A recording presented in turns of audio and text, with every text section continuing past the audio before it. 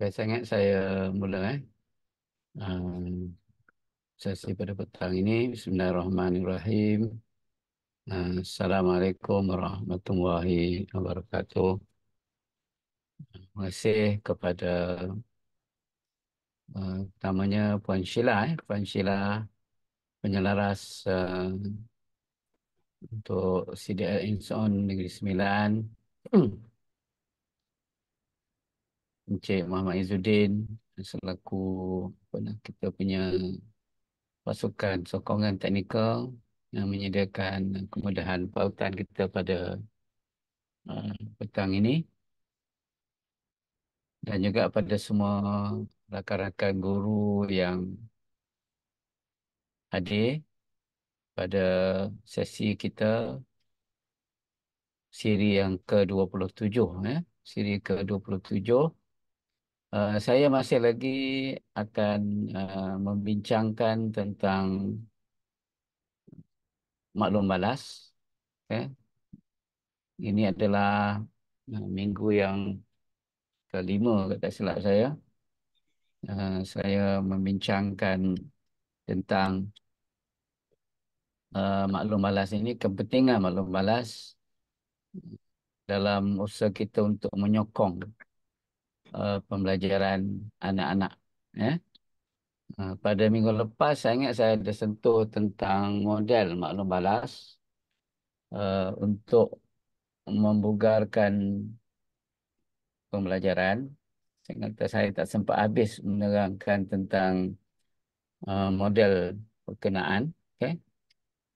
Model ini di dicadangkan ataupun dikemukakan oleh dua orang sarjana daripada Australia, Profesor John Hattie dan juga Profesor Helen Timperley.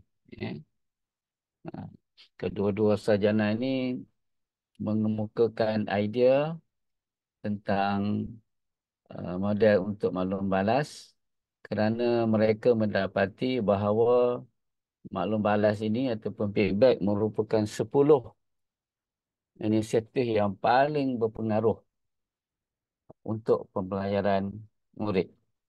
Ya, bila saya kata paling berpengaruh tu bermaksud ia adalah merupakan apa ni uh, kajian yang dibuat oleh mereka tentang apakah inisiatif-inisiatif ataupun intervensi yang dilaksanakan oleh guru yang boleh memberi impak kepada pembelajaran murid. Okey. Jadi di antara 10 perkara tersebut ialah maklum balas. Dia mempunyai kesan apa ni kita panggil efek saiz ya. Kesan saiz kalau dari segi statistiknya ialah uh, 0.79. 0.79.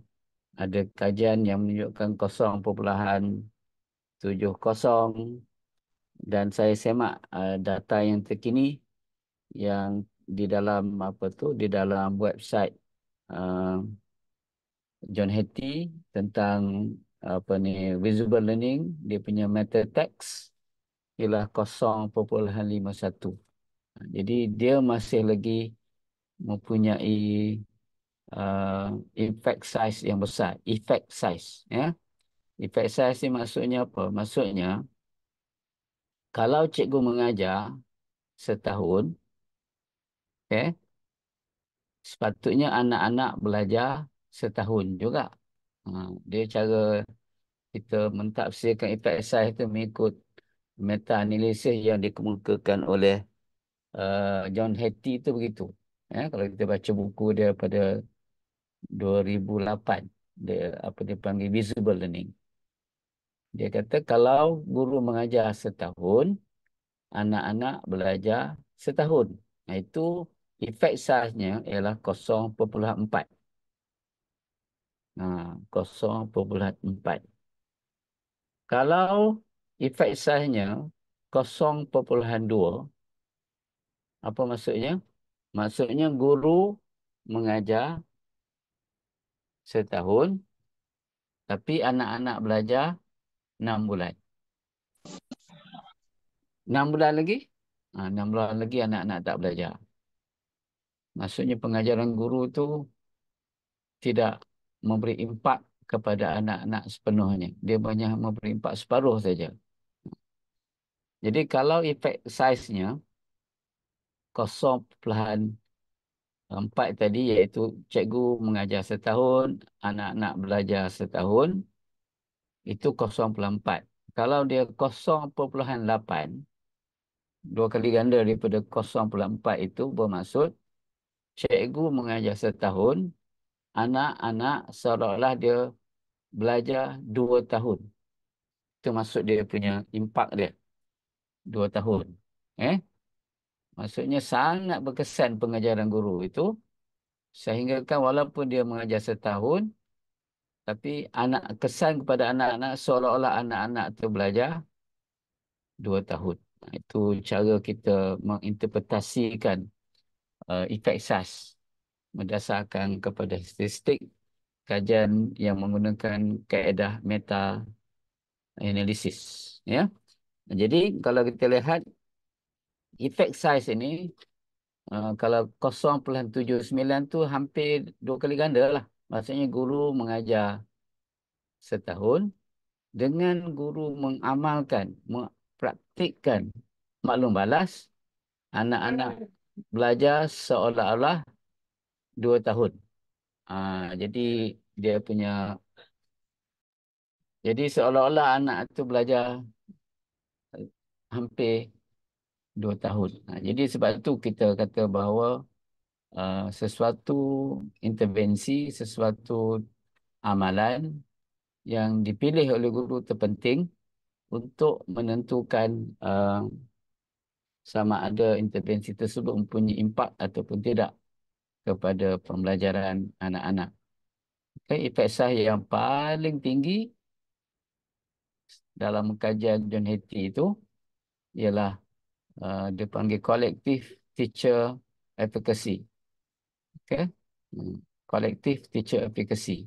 Collective efficacy ini merujuk kepada keyakinan dan kemampuan guru untuk melakukan sesuatu. Tetapi kalau guru itu mempunyai pendekatan secara kolaboratif as a team, dia panggil sebagai collective teacher efficacy. Okay? Teacher efficacy. Efek sahnya ialah 1,57. 1,57. Kalau kita nak terjemahkan dari segi apa tadi, impak dia, guru mengajar setahun, anak-anak belajar hampir-hampir 4 tahun. Tengok dia punya kesan dia. Jadi benda ni insya-Allah saya akan bincangkan dalam siri yang lain. Saya nak fokus dulu kepada, cuma saya nak sebutkan sini bahawa kajian menunjukkan oleh kedua-dua sarjana ini, maklum balas ataupun feedback ini mempunyai apa ni, impak yang baik terhadap pembelajaran anak-anak. Sebab tu kita namakan model ni sebagai model maklum balas untuk membugarkan. Membugarkan maksudnya memacu. Okay? Accelerate the student learning. Okay? Memacu ataupun accelerate, membugarkan pembelajaran. Jadi pada minggu lepas saya dah sebutkan tentang 3 jenis maklum balas, iaitu maklum balas yang panggil feed up. Feed up ini adalah maklum balas yang kita beri sebelum sesuatu. Kalau kita buat projek, katakan pembelajaran berdasarkan projek, dalam peringkat perancangan itu, dalam semasa peringkat perancangan itu, cikgu memberikan maklum balas. Itu maksudnya sebelum proses apa tu, sebelum projek itu dilaksanakan. Kalau kita menggunakan pendekatan pembelajaran berdasarkan projek, ataupun pendekatan lainnya, dia di peringkat perancangan. Dia panggil feed up. Kalau feed forward itu adalah merupakan uh, maklum balas yang diberi semasa aktiviti pembelajaran itu berlaku. Ya, itu dia panggil uh, feed forward. Kalau feedback itu ialah selepas. Okey, itu kita tengok dari segi hasil dia.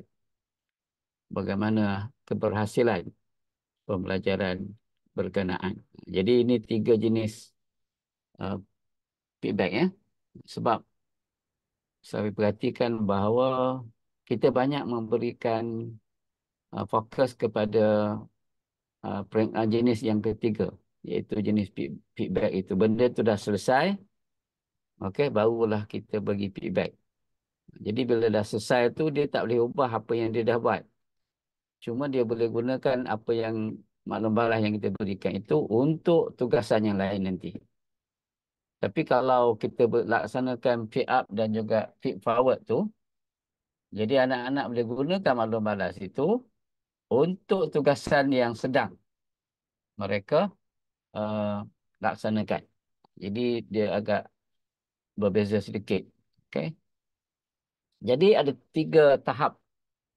Okay? Ada 3 tahap uh, pemberian maklum balas ini. Okay?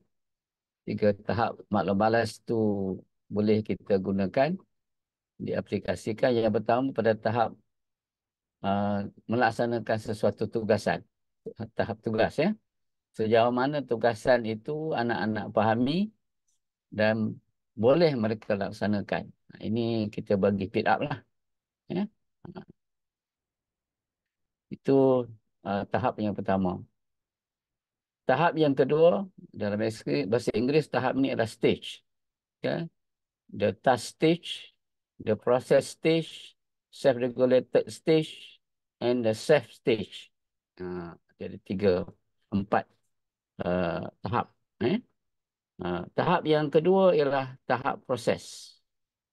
Maksudnya proses utama. Yang maksudnya dari segi sama ada anak-anak melaksanakan tugasan itu dengan betul, menepati yang telah ditetapkan. Kalau dalam konteks pembelajaran, mereka melaksanakan hasrat pembelajaran, the learning intention, hasrat pembelajaran yang terkandung di dalam kurikulum itu, dalam standard itu, berdasarkan pada kriteria kejayaan yang telah kita sediakan, yang telah kita rancang. Sebab tu penyediaan hasrat pembelajaran dan juga kriteria kejayaan yang kita rungkai daripada standard. Kalau kita di negara kita ni kita gunakan apa tu JSKP lah. Ya, dalam tu ada standard kandungan, standard pembelajaran dan juga standard prestasi. Jadi kita banyak fokus pada standard pembelajaran. Dalam standard pembelajaran tu nanti kita akan kenal pasti apakah dia hasrat pembelajaran. Daripada hasrat pembelajaran tu kita akan janakan langkah-langkah yang perlu dilaksanakan oleh anak-anak untuk mencapai hasrat berkenaan. Itu yang kita namakan sebagai kriteria kejayaan. Kalau cikgu-cikgu tak buat apa tu, kita tak mengenal pasti hasrat pembelajaran dan kita tidak menyediakan kriteria kejayaan, maka itu akan agak menyukarkan proses pembelajaran dan kita tak dapat memberikan maklum balas yang tepat. Ya, kita tak boleh nak nak kita tak boleh nak menjawab soalan, okey? Soalan yang dikatakan apa yang patut saya lakukan. Satu lagi soalan yang berkaitan dengan apa ni hasrat pembelajaran dan juga kriteria kejayaan ialah macam mana saya tahu saya dah mencapai hasrat itu. Itu soalan tu akan ditanya oleh murid lah. Macam mana Kalau kita tanya pada murid macam mana anda tahu anda telah mencapai hasrat pembelajaran. Jadi dia akan rujuk kepada kriteria kejayaan. Jadi penyediaan apa tu hasrat pembelajaran dan juga kriteria kejayaan itu sangat sangat kritikal, sangat penting lah. Ya. Baik, itu semasa proses pembelajaran itu berlaku. Eh.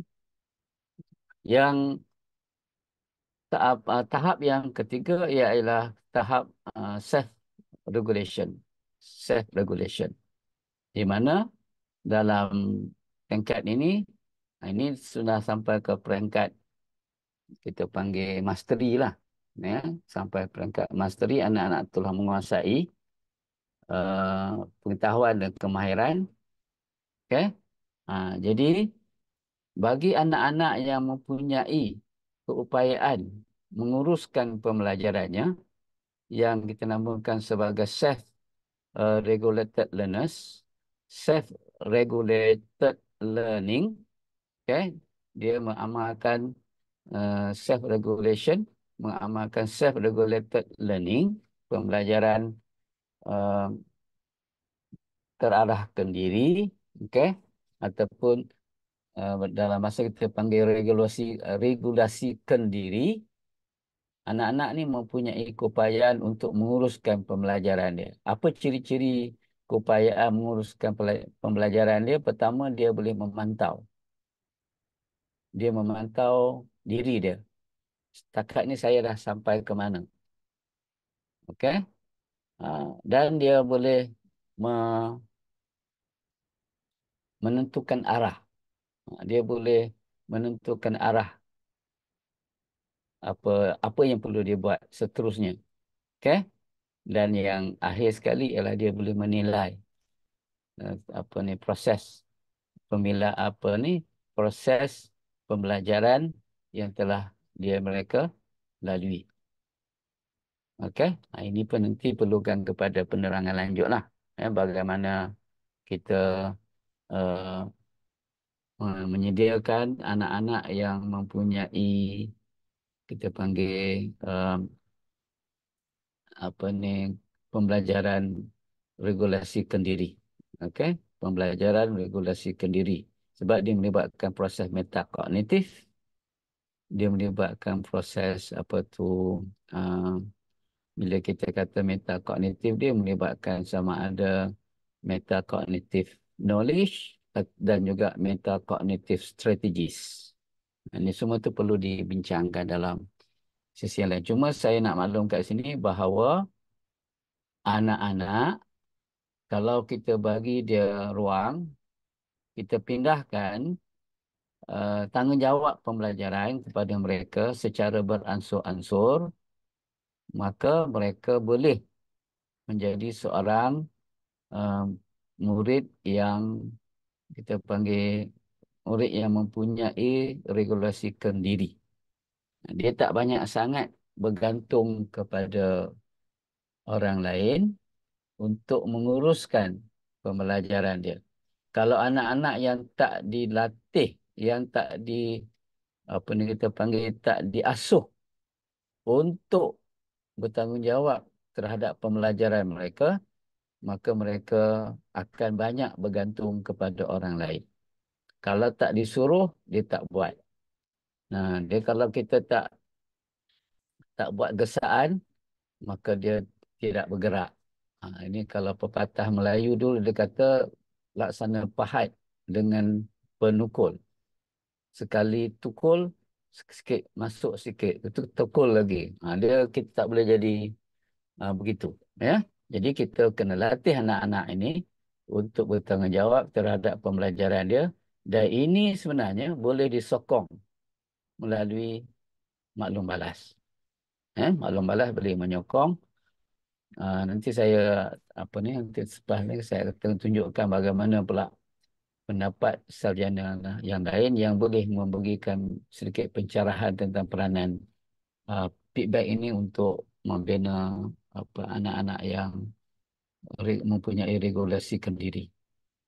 Yang paling tahap yang paling tinggi ialah tahap dia panggil self, diri anak-anak itu sendiri. Ya, mereka mempunyai keupayaan untuk melaksanakan penilaian kendiri, pentaksiran kendiri. Dia tahu di mana dia berada, okey? Dia tahu dia dah capai ke TP berapa. Dia tahu, ya. Dia boleh melaksanakan penilaian kendiri, ya. Ini yang sangat tinggi lah. Yang kalau dalam apa ni, kalau dalam konteks apa ni Islam, dia panggil sebagai dia mempunyai upaya untuk melaksanakan muhasabah diri. Dia boleh, okey, itu apalah dia punya tahap ataupun peringkat yang boleh kita berikan maklum balas. Setiap peringkat itu mempunyai peranan yang tersendiri. Okey. Sikit lagi saya masuk kepada sikit lagi. Nah, ini kita tengok pula pandangan daripada Graham Wiggins. Okay, Graham Wiggins ni dia dah meninggal pada 2015. Okay, Graham Wiggins yang meninggal 2015. Dia meninggal pun secara mengejut jugalah. Dia rakan yang banyak menulis buku ni, dia bersama dengan J. McTighe. Okay, J. McTighe. Jadi saya banyak membaca buku-buku beliau. Ya. Sebab beliau di antara yang banyak mengemukakan idea tentang the backward design. Ya, di antara tokoh sarjana yang banyak mempromosikan idea backward design.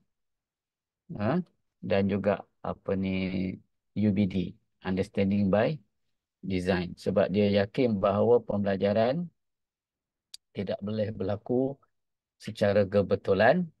Pembelajaran mesti dirancang dengan teliti. Termasuklah kepahaman anak-anak, kepahaman murid perlu dirancang.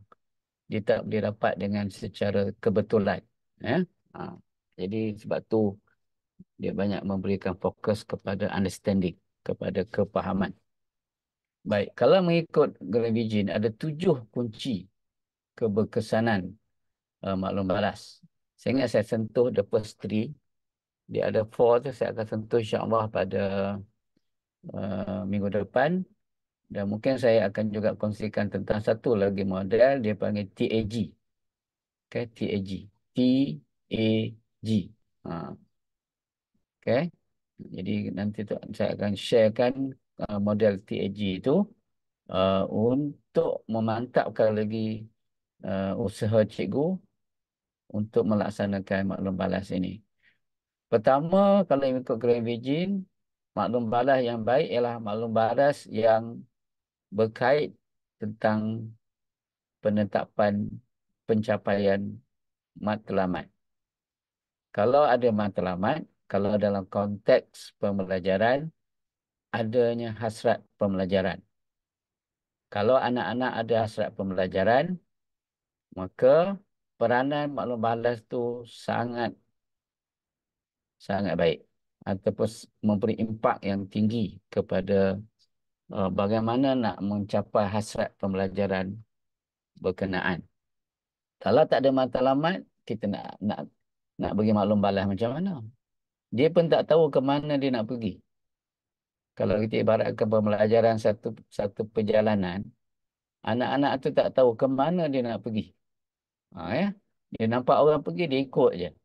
Tapi kalau tanya ke mana nak pergi ni, dia tak boleh nak jelaskan. Itu masalah lah. Sebab tu kalau kita pun tak boleh bagi maklum balas yang baik. Kalau dia tak tahu apakah dia punya matlamat. Sebab tu dikatakan di situ, maklumat yang berkesan memerlukan seseorang mempunyai matlamat.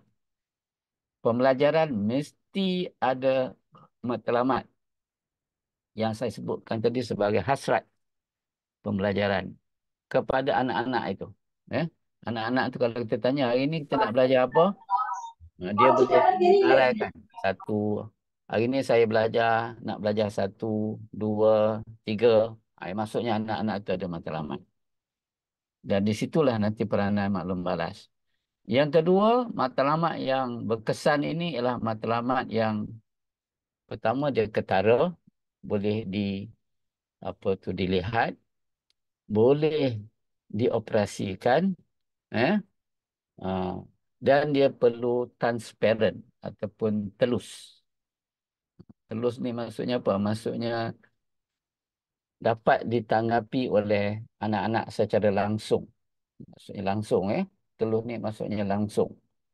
Sebarang sistem maklum balas yang berguna, yang berkesan, bukan saja melibatkan matlamat yang jelas, tetapi juga melibatkan hasil.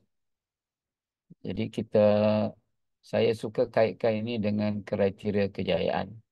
Sebab kriteria kejayaan itulah yang menentukan proses pencapaian hasil ataupun proses bagaimana anak-anak ingin mencapai hasrat pembelajaran. Kalau dia tak ketara dan tidak telus, maka maklum balas itu tidak akan memberikan kesan terhadap pembelajaran anak-anak. Kemudian dia mesti apa dia panggil actionable, boleh bertindak, sesuatu yang konkret. Maklum balas itu perlu konkret, perlu khusus, spesifik dan juga perlu berguna. Okay, saya ingat saya setakat itu dulu perkongsian saya pada petang ini. Jadi saya serahkan kepada Puan Sheila untuk sesi perkongsian yang seterusnya. Okay, terima kasih pada semua.